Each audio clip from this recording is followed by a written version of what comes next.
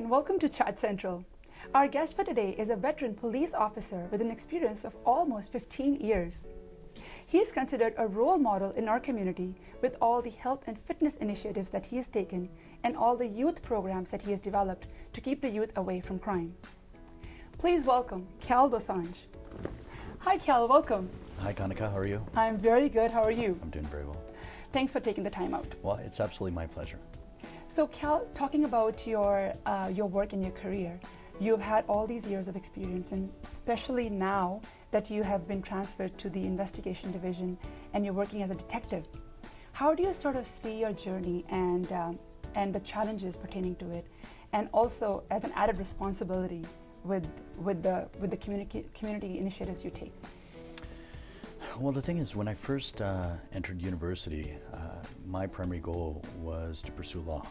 I think I've always been adversarial in that respect, is that standing up for justice and protecting the weak and the innocent. And if you think about it, I mean, that's essentially the pillar on which Sikhism was built.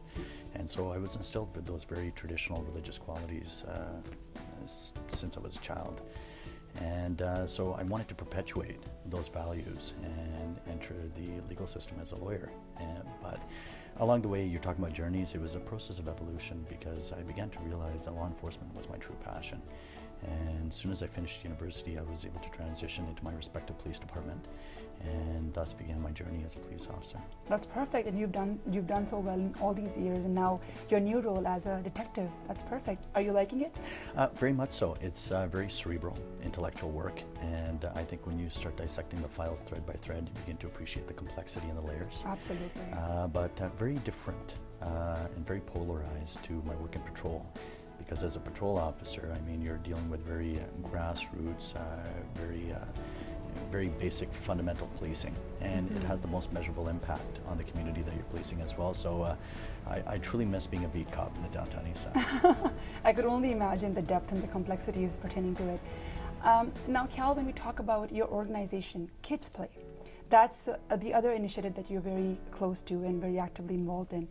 And the whole idea that you addressed when you launched this organization is to keep the kids or to keep the youth involved in something productive and positive, so it keeps them away from indulging in criminal activities. Mm-hmm. How far have you seen success in that initiative? A tremendous success. The whole concept, fundamentally speaking, was more or less ratified almost 8 years ago when I saw kids entering the downtown east side to go into lifestyle drugs, gangs, and crime in the open-air drug market. And that's when, being an officer, I realized, I mean, you sort of have to step beyond the parameters of your uniform and do more from a social and moral perspective. And so we began a small skill program for the inner city downtown east side kids, and we introduced them to organized sports. And we saw very quickly that these kids took to the sport and instilled a lot of the fundamental and primary raw visceral qualities that we would hope that would help these kids become productive in any aspect of their life. And also become healthier. And obviously the benefit of being healthier at the same time. And so that program grew exponentially over the years. So much so that last year we were able to rent BC Place, and we had approximately about 1,000 plus kids in there. And so we took that same concept, and I met up with Ajahn Pudler, who's a very good friend of mine. And yeah, he's your co-producer. Yep. And he's the co-founder of this organization, and together we were able to found Kids Play. And since the inception of Kids Play in January, we've had close to 8,000 kids go through our program so far. That's excellent. Yeah, it's what a tremendous progress. Very much so, yeah. Absolutely. And now talking about health and its importance, and you yourself have a very passion for health and fitness, and you follow that in your life too. Was it something that started as a hobby and then turned into a lifestyle, and now you're coaching too? Or was it just you want to try out something and then it just develops into something as big as this? I think for me, being a child that was playing sports, and Arjun as well, we realized the importance sports played in our lives, the significance of it, because it did keep us out of trouble. It kept us away from that negative, deconstructive lifestyle of drugs and gangs, and kept us on a path, a trajectory, where we knew that we could take those qualities and apply them to other aspects of our life, such as schooling, such as our careers. And we were successful in that respect. And we realized that if we can take some of these same qualities and instill it in some of these kids, they could experience that same level of success. But for me, growing up playing sports, I mean, it was sort of natural. My family was always playing at a very high performance level. I had a lot of cousins and uncles that played for Team Canada and Team India Kabaddi, and wrestling as well. They wrestled at SFU. And so I got into that, and then that transitioned to bodybuilding, just out of pure interest.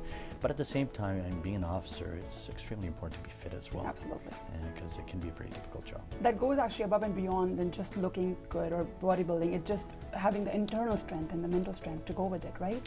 Absolutely. That discipline that you experience, regardless of what sport you play, it's a key, a critical component of whatever career or whatever choice you decide to make in life with respect to the path you follow. I always feel that in a profession, especially bodybuilding, where you actually go and build your body and do all these fitness and health regimes, it's so almost like pressure. When you're not performing up to a level, people start to notice that, oh, there's a decline there. So you always have to be on constant pushing yourself and delivering the same results as always. Yeah, absolutely. There comes a point where I think it transcends the aesthetics of the sport. Yeah. It transcends your personal ego or anything of that sort. I think it comes to a point where you yourself begin to appreciate the discipline and instills those qualities, because then it becomes a quality of life, right? It becomes a way of life for you. So you eat, breathe, sleep, that lifestyle. And Absolutely. when you start doing that, then you can start practicing. When you start practicing what you preach, then you can start helping others as well obtain their goals, and which is essentially what I've done as a coach as well and a mentor. That's great. Now, Kal, we noticed last year you also sort of touched on the politics, and you ran for the city of Surrey under the banner of One Surrey, which was very impactful. Now, is politics on the charts in future as well? Are you going to go down that path? Well, funny, I get asked that question at least once a day, everybody. because it's interesting, and people have the curiosity to find out. Yeah, you know what? I think one or two things that happens when you enter the realm of politics. Either you are driven further away from it, or either you are propelled deeper into it. And you have to have very strong reasons for doing what you do. Yeah. And so entering into politics, not only do you have to have the right intentions, but also very key. You also have to appreciate the checks and balances that come with that lifestyle in terms of family and what my priorities are. So absolutely. I'd say once you've entered through that door, you definitely don't want to close it. There's a part of you that stays there. There's a part of you that stays there, and in the future, this is something I would definitely contemplate.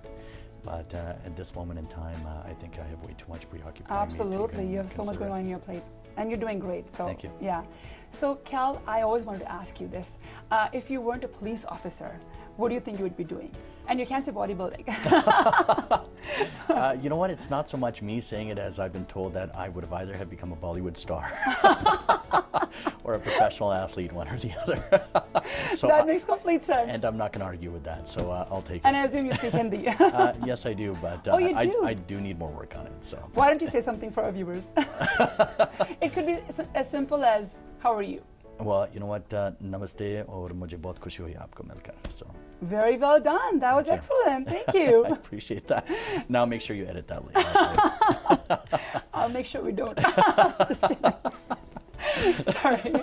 But other than that, before we actually let you go, Kal, is there any message that you have to tell our viewers or the community or youth before you go?